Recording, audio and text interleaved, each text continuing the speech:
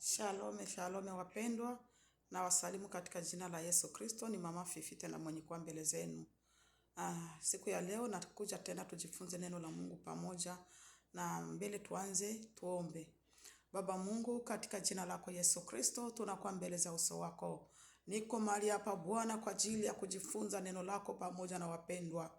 Ninataka Bwana Yesu, karibu mahali hapa au tukaribie. Karibu Bwana, tawala video hii Bwana Yesu. Karibu Roho Mtakatifu, mwalimu wa kweli, useme na watu wako. Sema na kanisa lako, ulimwengu wote mzima wapate kusikia neno lako kupitia kinywa changu Bwana. Ujitukuze Mungu wangu, ujitukuze ndani yangu. Useme na watu wako Bwana, wakuone wasinione mimi. Nataka Bwana kila mmoja atakayesikia hii video abarikiwe na wewe Kristo, ufungue masikio yake ya ndani na nje. Katika jina la Yesu Kristo ninaomba na kuamini. Amen. Wapendwa, tena siku ya leo tutasoma neno la Mungu, na neno ambalo tunaenda kujifundisha ni neno ambalo linasema kutunza amri za Mungu. Kutunza amri za Mungu, watoto wa Mungu, wa Kristo duniani wote, duniani pote. Tuko tunasema tunaokoka, tuko tunasema tuko wa Kristo, lakini tuko tunashindwa kutunza amri za Mungu ndani yetu. Tunaokoka kwa mdomo tu, lakini amri za Mungu hatuzitunze ndani yetu. Bwana Yesu atusamehe. Bwana Yesu atuhurumie. Watu tunakuwa washabiki tuko tunashabikia watumishi, tuko tunashabikia makanisa, tunashabikia mikutano, tunashabikia sijui macheo ndani ya makanisa. Bile njo vitu vyenye tuko tunashabikia, bile njo vitu vyenye tuko tunatia kipawa mbele. Tunashindwa kutunza amri za Mungu ndani ya maisha yetu. Sikiliza ndugu yangu mpendwa, nikwambie, unapokuwa mshabiki wa mchungaji, mshabiki wa pasere wako, mshabiki sijui wa mtumishi wako, unakuwa mshabiki wa kanisa, mshabiki wa mkutano, mshabiki wa waimbaji, unashindwa kumkaribisha kwanza Mungu ndani ya maisha yako. Ndugu sikiliza, kutumika kazi ya Mungu sana kanisani haiwezi kukuingiza mbinguni. Kuingia kanisani kila siku haiwezi kukuingiza mbinguni. Kutoa sana ndugu yangu mpendwa haiwezi kuingiza mbinguni.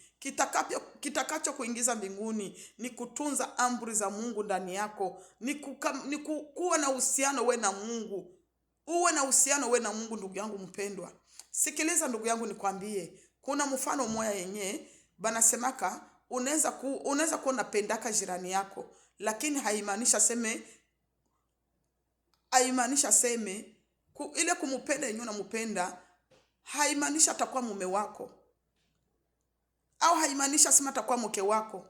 Unaweza kumpenda ya kumfurahia, unamfurahia, unasema huyu neighbor wangu mimi namfurahiaka, anakuwa mtu mzuri. Huyu neighbor wangu namfurahiaka, anakuwa kama mtu mzuri. Na nafurahiaka ni kweli nizungumuze na neighbor wangu, tukae pamoja na neighbor wangu. Lakini ndugu yangu mpendwa, ile kumfurahia sio kusema atageuka mume wako, sio kusema atageuka mke wako. Na sisi watu wa Mungu tuko tunafurahia kuingia kanisani, tunafurahia kusema tunaokoka, lakini hatujue maana ya kuokoka, hatujue maana ya kumpokea Kristo. Tunasema tunampokea kwa mdomo tu. Maandiko yanatuambia aseme sio wote waniitao Bwana Bwana ndio watakaoingia mbinguni, watakaoingia katika uzima wa milele. Ndugu yangu mpendwa, tuko tunashabikia tu kanisa, tunashabikia watumishi, lakini amri za Mungu hatuzitunze. Ndugu yangu, wakati unapokuwa mshabiki wa kanisa, unakuwa mshabiki wa kutumika kanisani, unajitoa sana, unakuwa mtu wa kufagia kanisa, unakuwa mtu wa kutusaidia mayatima na wajane, unakuwa mtu wa kusaidia mchungaji, unakuwa mtu manake uko mwepesi kwa kila kitu. Kama ni utoaji ambao ndani ya kanisa, unakuwa wa kwanza kutoa. Kama ni kufanya kazi kanisani, unakuwa wa kwanza. Ndugu yangu mpendwa, ni mzuri, lakini ile haiwezi kuingiza mbinguni. Haiwezi kuingiza mbinguni mpendwa. Kitu ambacho kitakuingiza mbinguni ni kutunza amri za Mungu ndani yako, ni kutunza mapenzi ya Mungu ndani yako ndugu yangu mpendwa. Ni kutunza amri za Mungu ndani ya maisha yako. Ujue Mungu anapenda kitu gani, Mungu anachukiaka kitu gani. Na wakati unajua Mungu anapenda hiki kitu, lazima ukiishi. Angalia mfano wengine ndugu yangu mpendwa. Kwa sisi wa mama ambao tunaolewa ndani ya manyumba, kila mwanamke yoyote mwenye kwa kwenye ndoa, unapaswa jua mume wangu anapendaka hiki na anachukiaka hiki. Unajua Ndugu yangu, najua kama umeikala na mwenzako miaka 2, miaka 3, miaka 5, miaka 10, miaka 20, miaka 30, munaikala pamoja kwenye ndoa, unapaswa umjue mke wako anakujua na mume wako anakujua. Unajua sema mimi wakati mnafanya hiki kitu kinamkwazaka mume wangu, wakati mnafanya hiki kitu kinamkwaza mume wangu. Ndugu yangu mpendwa, mtoto wa Mungu wa kwenda mbinguni, unapaswa kujua vitu gani vyenyewe vinamfurahishaka Mungu na vitu gani vyenyewe vinamchukizaka Mungu. Kamata vile vyote vinamchukizaka Mungu, vitupe, ubitoshe maisha yako. Wakati unaendelea kuvitunza ndani yako, unaendelea kuviishi vile vitu vyenyewe vinamchukizaka Mungu, ndugu yangu, jua kama siku moja utahukumiwa. Siku moja utahukumiwa. Na ndio kwa maana Bwana Yesu akasema katika kitabu cha Mathayo, akasema sio wale waniitao Bwana Bwana ndio watakaoingia uzima wa mbinguni, watakaoingia kwenye ufalme wa mbinguni. Ni wale ambao wanatunza amri za Mungu, ni wale ambao wanatii sheria za Mungu, wale ambao wanatii maagizo ya Mungu, wale ndio watakaoingia mbinguni. Biblia haituambia sema wenye walitoa sana ndio wataingia. Biblia haituambia wenye walitumika sana kanisani ndio wenye wataingia. Ndugu, unaweza tumika sana kanisani, unaweza omba sana, unaweza toa sana, lakini usipotunza amri za Mungu, ndugu yangu mpendwa, utapotea. Bwana Yesu atuhurumie. Twende tusome hapa kitabu cha Mithali, anza kumoja. Mithali sura ya 3. Mwanangu, usisahau mafundisho yangu, bali zitunze amri zangu moyoni mwako. Mwanangu, usisahau mafundisho yangu, uzitunze amri zangu maishani mwako. Mungu anatuambia seme, kama uko mtoto wa Mungu, kama uko mtoto wake, anakuambia mwanangu, tunza amri zangu, usisahau mafundisho yake. Vile vyenye Yesu Kristo alikuwa anafundisha, vile vyenye Yesu Kristo alifundisha kaandika kwenye kitabu cha Biblia, ndugu yangu mpendwa, unapaswa kuvitunza, unapaswa kuviishi, usivisahau. Bwana Yesu atuhurumie. Haleluya wapendwa. Bwana Yesu atusamee sana. Haleluya. Kwa kuwa zitakuongezea miaka mingi ya maisha yako. Aseme kwa kuwa zitakuongezea miaka mingi ya maisha yako. Kumbe ndugu yangu mpendwa, tukisoma vizuri hiki kitabu cha Biblia hiki, utajikutana kumbe watu wengine tunakufa haraka kwa sababu ya kutokutii maagizo ya Mungu. Tunakufa haraka kwa sababu ya kutokutii sheria za Mungu. Ndugu yangu mpendwa, sikia hapa hiki kitabu kinatuambia. Aseme unapozitunza amri za Mungu ndani yako, unapotunza sheria za Mungu ndani yako, unapoishi maisha kumogopa Mungu na kumtii, inakuongezea maisha. Ndugu, itakuongezea maisha na kukuletea mafanikio. Na inakuletea mafanikio. Unasikia ndugu yangu mpendwa? Na inakuletea mafanikio.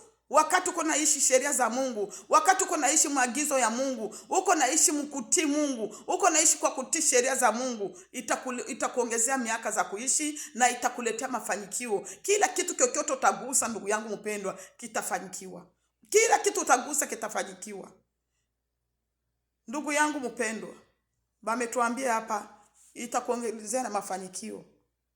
Usiache kamwe upendo na uaminifu vitengane nawe. Usiache upendo na uaminifu vitengane na wewe ndugu yangu. Upendo, ndugu yangu, upendo. Upendo lishakaisha mubatu. Batu habana upendo. Uaminifu hakuna. Uaminifu hakuna ndugu yangu mpendo. Ukiangalia vizuri, dunia leo tunaishi hakuna uaminifu. Na akwe ndugu yako, akwe dada yako, akwe kaka yako, akwe ndugu yako, akwe mama yako, mzazi wako, hakuna uaminifu. Uaminifu ni kwa kila kitu. Kila kitu chochote unapaswa kuwa mwaminifu. Kama uko Mkristo mwenda mbinguni, unapaswa kuwa mwaminifu. Na upendo. Bwana Yesu atuhurumie. Vifunge shingoni mwako. Viandike katika ubao wa moyo wako. Uvifunge shingoni mwako. Upendo na uaminifu ifunge shingoni mwako na uiandike kwenye ubao wa moyo wako. Manake mahali popote, muda wowote unapaswa kuwa na upendo. Uwe mtu wa upendo, uwe mwaminifu. Uwe mwaminifu ndugu yangu mpendwa. Iwe kwa mengi au kwa machache uwe mwaminifu. Kwa mazungumzo yako yote uwe mwaminifu. Ndipo utapata kibali na jina nzuri. Ndipo utapata kibali na jina nzuri. Ndugu yangu mpendwa, wakati uko mwaminifu, wakati uko na upendo, unakuwa na jina nzuri. Kweli kabisa unakuwa na jina nzuri. Kila mtu anakuwa anakushuhudia ule mtu anakuwa mwaminifu. Ule ukimpatia kitu kyako atakurudishia tu vizuri salama. Ule ukimfanya hivi atakulindia kabisa kitu kyako. Ukiwa tu mwaminifu utakuwa na ushuhuda mzuri. Ukiwa na upendo utakuwa na ushuhuda mzuri. Ndugu yangu, mbele za Mungu na mwanadamu. Mbele za Mungu na mbele za mwanadamu. Utakuwa na ushuhuda mzuri mbele za Mungu na mbele za mwanadamu. Mtumaini Bwana kwa moyo wako wote. Unapaswa kumtumaini Bwana kwa moyo wako wote. Moyo wako wote umtumainie Mungu. Wakati wa shida, wakati wa furaha, umtumainie Mungu. Ujue kwamba hizi shida zangu Mungu ndio kuna uwezo wa kuzimaliza. Hii matatizo yangu Mungu ndio kuna uwezo wa kuimaliza. Mtumainie Mungu kwa njia zako zote, ndugu yangu. Wala usizitegemee akili zako mwenyewe. Hapana kutegemea akili zako, ndugu yangu. Usitegemee akili zako mwenyewe. Mie nikafanya hivi ndafanyikiwa. Mie nikienda hivi ndakuwa hivi. Mie nikifanya hivi ndakuwa hivi. Hapana. Tegemea Mungu. Ndani ya moyo wako tegemea Mungu. Ujue ya kwamba mie nikiomba Mungu, Mungu atafanya hivi. Nikiomba Mungu wangu atatimiza hiki. Nikiomba Mungu wangu atanitendea hili. Tegemea Mungu wako kwa kila jambo lote utakalolitenda, mpendwa. Katika njia zako zote mkiri yeye. Katika njia zako zote umkiri Mungu. Si unasikia? Njia zako zote. Kila njia zako zote, kila kitu chochote utakachokitenda, umkiri Mungu kwenye mdomo wako. Useme Bwana, mimi naamini ya kwamba hiki niko nafanya kitafanyikiwa kwa uwezo wako. Mimi naamini ya kwamba hiki kitu kenye niko napanga kufanya kitafanyikiwa kwa uwezo wako. Mungu ukipenda kitafanyikiwa. Umkiri Mungu kwa mdomo wako kila wakati. Naye atayanyosha mapito yako. Mungu atanyosha mapito yako, ndugu yangu. Kitu chochote uko napitia atanyosha mapito na utavuka salama, mpendwa. Usiwe mwenye hekima machoni pako mwenyewe. Usiwe mtu mwenye hekima machoni pako we mwenyewe.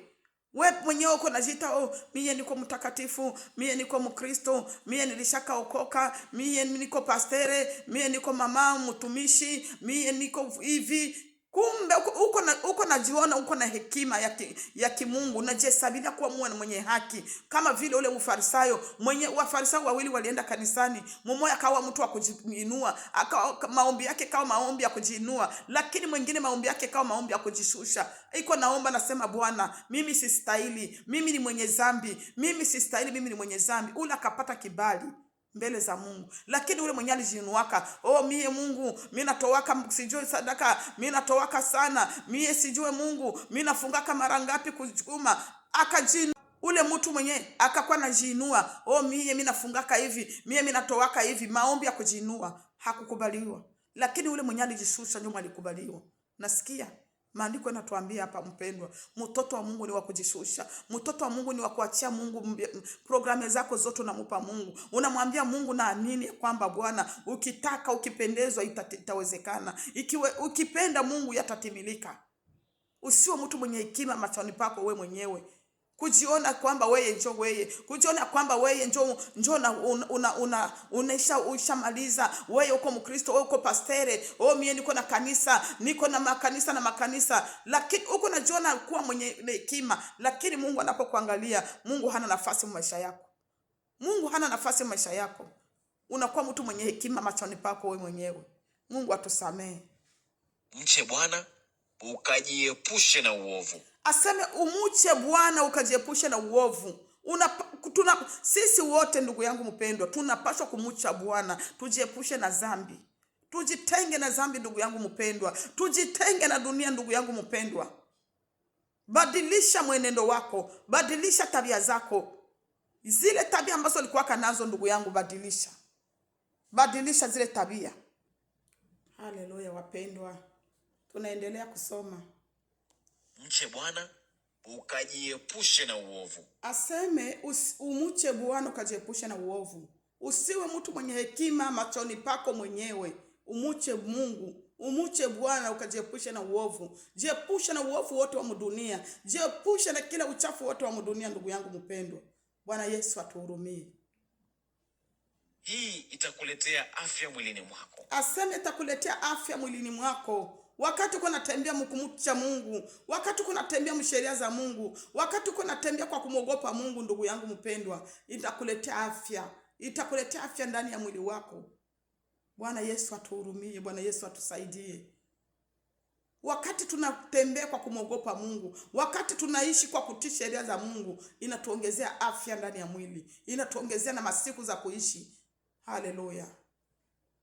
Na mafuta kwenye mifupa yako. Na inaongeza mafuta kwenye mifupa yako.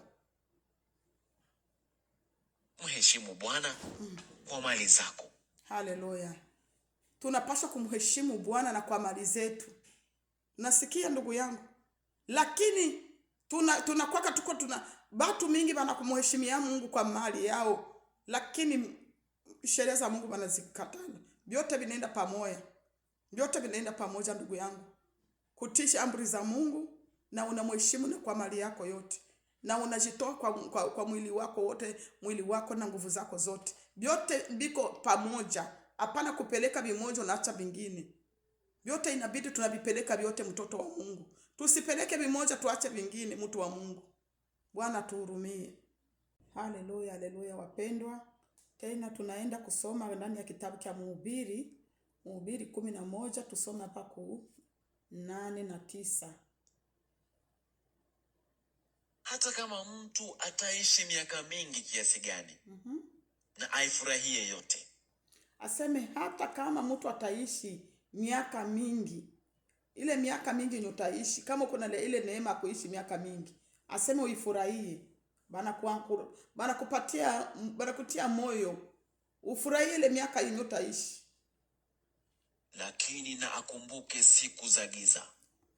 Ukumbuke wakati kuna furahia ile miaka zako za kuishi, unatenda kila kitu unataka, unavala gisi unataka, unakula gisi unataka, unaishi gisi unataka, unazungumza gisi unataka, lakini ukumbuke kwamba siku za giza zitakuwa nyingi.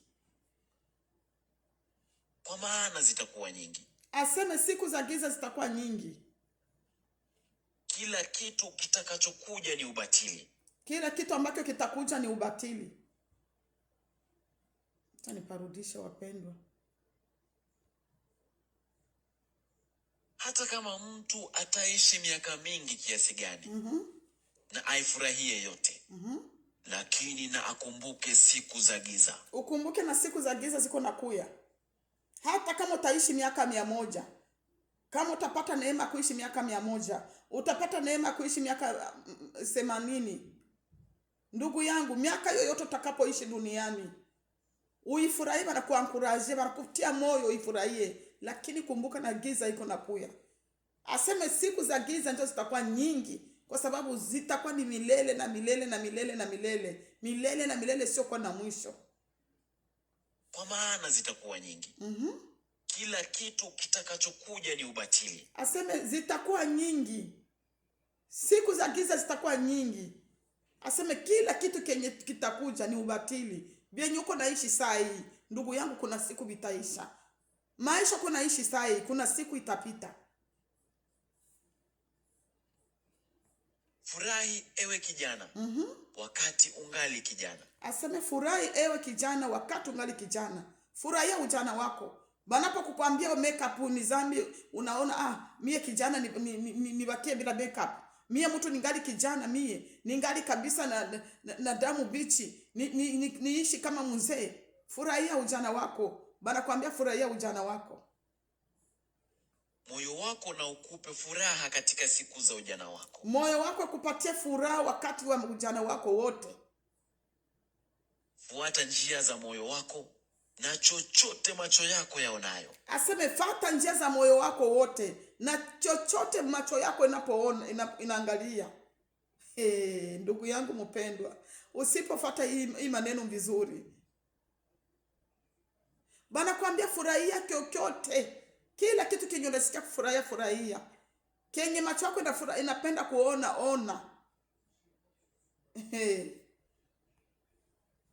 Lakini ujue kwamba kwa ajili ya haya yote, Mungu atakuleta hukumuni. Unasikia? Kumbuka yale yote uko natenda, yale yote uko naishi. kuna siku utakuja hukumuni. Kuna siku utasimama mbele ya kiti. Kuna siku utaeleza ulifanya nini duniani.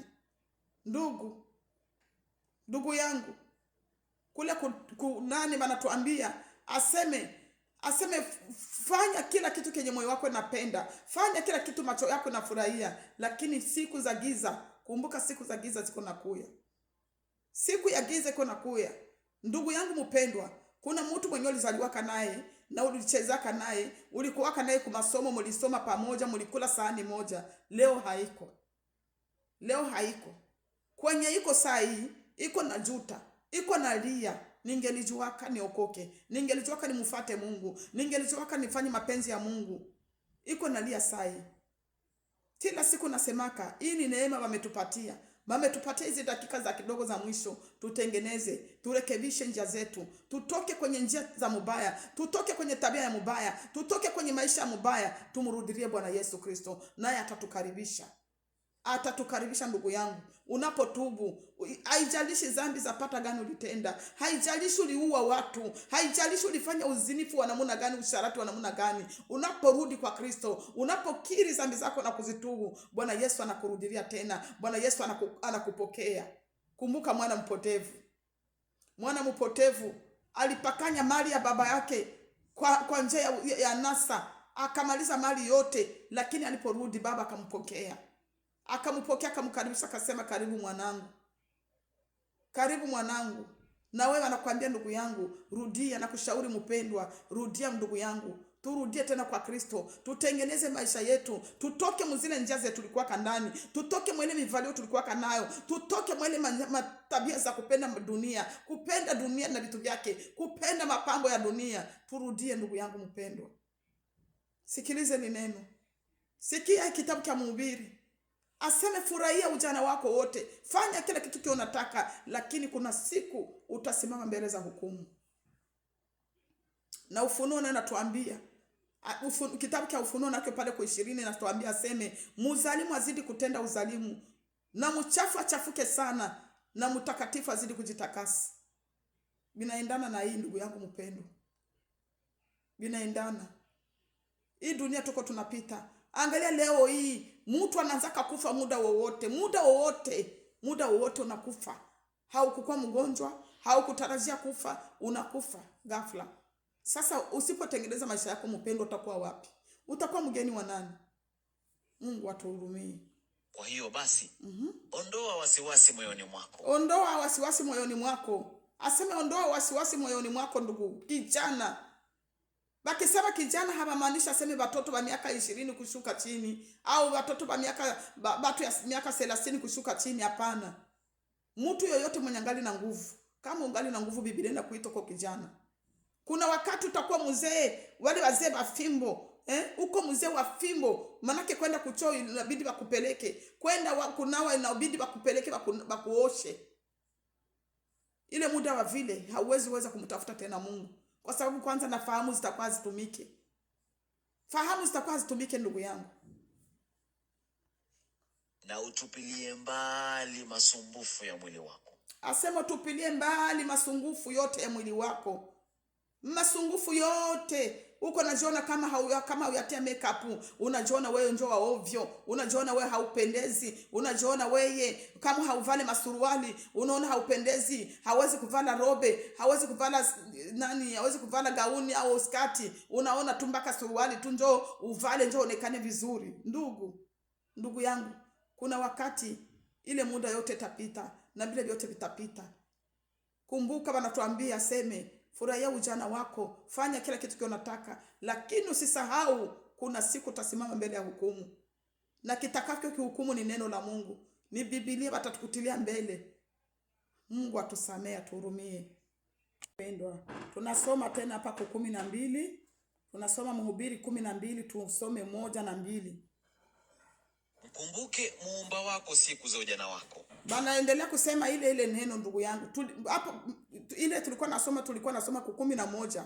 Tunaingia kwa 12 na inaongea kile. Kumbuka Mungu muumba wako wakati wa ujana wako, wakati ungali na nguvu. Kumbuka kumtumikia Mungu, kumbuka kutii sheria za Mungu, kumbuka kutafuta. Fanya utafiti ndugu yangu, Mungu anapendaka nini? Mungu anafurahishwaka na kitu gani? Wakati ungali na nguvu, wakati ungali na akili zako timamu, kabla hazijaja siku za taabu, aseme kabla hazijafika zile siku za taabu, wala haijakaribia miaka utakaposema mimi sifurahii hiyo. Kabla jua na nuru, nao mwezi na nyota havijatiwa giza. Ndugu yangu, aseme kumbuka muumba wako kabla ile siku haijafika ambao utasema mimi sifurahie hivi. Kuna siku itafika ndugu, unasema nyota na jua vitatiwa giza. Anza kumtafuta Mungu leo. Mtafute Bwana Yesu siku ya leo ndugu yangu mpendwa. Tengeneza maisha yako siku ya leo ndugu. Tafuta muumba wako siku ya ujana wako, wakati ungali na nguvu, ungali na akili zako zote. Kabla ya kurudi mawingu baada ya mvua. Aseme kabla ya kurudi mawingu baada ya mvua. Mawingu nje naanguka. Mungu atusaidie. Turuke tuingie hii tu 12, tusome hapa kwa mstari wa 7.